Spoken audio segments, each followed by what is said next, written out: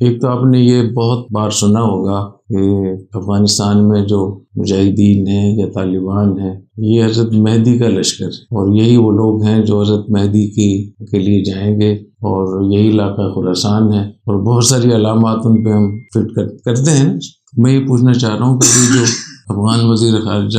وہاں مودی کے پاس گئے ہیں اور ہندوستان کے ساتھ وہاں جو ان کے معاہدے ہوئے ہیں، جس قسم کو پروٹوکول ملا ہے، دفاعی معاہدے ہوئے ہیں، بہت سی چیزیں وہ سب سامنے آ گئی ہیں۔ اب میں آپ سے پوچھنا چاہ رہا ہوں کہ جو حضرت مہدی کا لشکر ہوگا وہ تو غزوہ ہند کرے گا، ہندوستان سے جنگ کرے گا۔ حدیث میں آتا ہے نا، اصابتان من امتی احرزهم اللہ من النار، اصابت تغزو الہند و اصابت تکون مع عیسی ابن مریم۔ تو ایک طرف ہم اس کو یہ بھی کہتے ہیں کہ ہم غزوہ ہند لڑ رہے ہیں، یہ بھی کہتے ہیں کہ ہم حضرت مہدی کا لشکر ہیں، اور یہ بھی ہم کہتے ہیں کہ ہندوستان کو فتح کریں گے۔ تو ایسے ہندوستان فتح ہوتا ہے؟ میری بات سمجھ رہے ہیں؟ دوسری بات یہ کہ آپ حضرات کو معلوم ہونا چاہیے، معلوم ہوگا کہ 1979 سے جب سے افغانستان کا جہاد شروع ہوا سوویت یونین کے خلاف، اس وقت سے کشمیری مجاہدین، پاکستانی مجاہدین، افغان مجاہدین یہ اکٹھے رہے ہیں، یہ معسکرات میں، ٹریننگ میں، تربیت میں۔ تو وہاں جو کچھ ذہن دیا گیا، جو کچھ نعرے لگائے گئے، جو کچھ پورا وہ کیا گیا، آج افغان وزیر خارجہ نے وہاں جا کر دلی میں باقاعدہ انہوں نے کہا ہے کہ کشمیر ہندوستان کا حصہ ہے۔ تو آپ سوچ سکتے ہیں کہ جن لوگوں نے ایک ہی جگہ وقت گزارا ہو اور اتنا طویل اس میں وقت ان کا لگا ہو کشمیری جہاد کے لیے، وہاں لوگوں نے جانیں بھی دی ہوں، اب لوگوں کو اندازہ ہے کہ اس کے کیا اثرات ہوں گے ان لوگوں پہ جن کے بچے وہاں شہید ہوئے ہیں کشمیر میں، جنہوں نے اکٹھے ایک ہی جگہ پہ، ایک ہی معسکر میں، ایک ہی ٹریننگ سینٹر میں وقت گزارا ہے، اور بڑے بڑے انہوں نے آپس میں معاہدے کیے، ہم کیسے لڑیں گے، کیسے کشمیر کو آزاد کرائیں گے۔ تو اب میں یہ سوال کرنا چاہتا ہوں، آپ لوگوں سے بھی سوال کرنا چاہتا ہوں، کوئی بھی مجھے اس کا جواب دے دے کہ وہاں جا کر اس کی ضرورت کیا تھی کہ کشمیر کو آپ ہندوستان کا حصہ قرار دیں، جبکہ بین الاقوامی سطح پہ،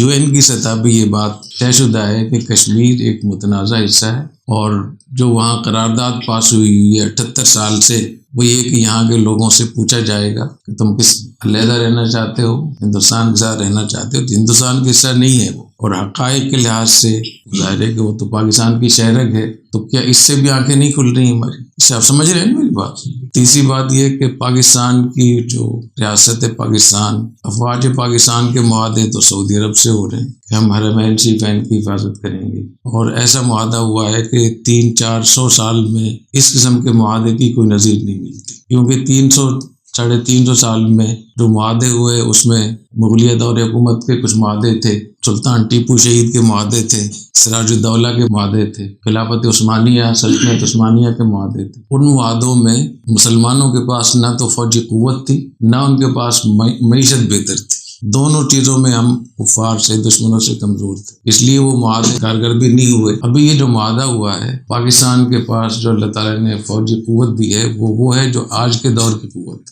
چاہے وہ فوجی نظم و ضبط ہو، ڈسپلن ہو، یا اس کے لیے جو بھی افراد تیار ہوتے ہیں، ادارے ہوتے ہیں، تربیت ہوتی ہے، ان کا نظم و ضبط ہوتا ہے، ان کا ڈسپلن ہوتا ہے، چین آف کمانڈ کہتے ہیں اس کو، کہ اوپر سے نیچے تک پورے ایک ترتیب کے ساتھ سموتا کا اور اس کا نظام ہوتا ہے۔ دوسرے نمبر پر آج کی جدید سائنس اور ٹیکنالوجی وہ الحمدللہ اللہ نے پاکستانی فوج کو عطا فرمائی ہے، اور اسی میں جو سب سے بڑی طاقت اس وقت دنیا میں شمار ہوتی ہے وہ ایٹمی قوت ہے، وہ بھی اللہ نے پاکستان کو عطا فرمائی۔ سعودی عرب کو اللہ تعالیٰ نے حرمین شریفین اتنی بڑی جگہ ان کو دی ہے، مبارک جگہ، پھر ان کو اللہ نے مالی لحاظ سے بہت وسعت دی ہے، محل وقوع بہت بڑا ہے ان کا، پوری دنیا کی جتنی بھی تجارت ہوتی ہے، یا وہ بحر احمر سے ہوتی ہے، یا بحر ہند سے ہوتی ہے، یا خلیج فارس ایسی ہے۔ تو یہ جو معاہدہ ہے یہ بہت بڑا معاہدہ ہے، اس معاہدے کے نتیجے میں ہر پاکستانی خوش ہے کہ ہم حرمین شریفین کے محافظین میں ہمیں موقع مل گیا ہے، فوجی لوگ کہہ رہے ہیں کہ ہم حرمین شریفین کے محافظ۔ تو ابھی جو افغانستان کی حکومت کا اور مودی کی حکومت کا معاہدہ ہوا ہے، اس کا کیا، اس کو کہاں رکھیں گے؟ اللہ نے تو آپ کو اس کی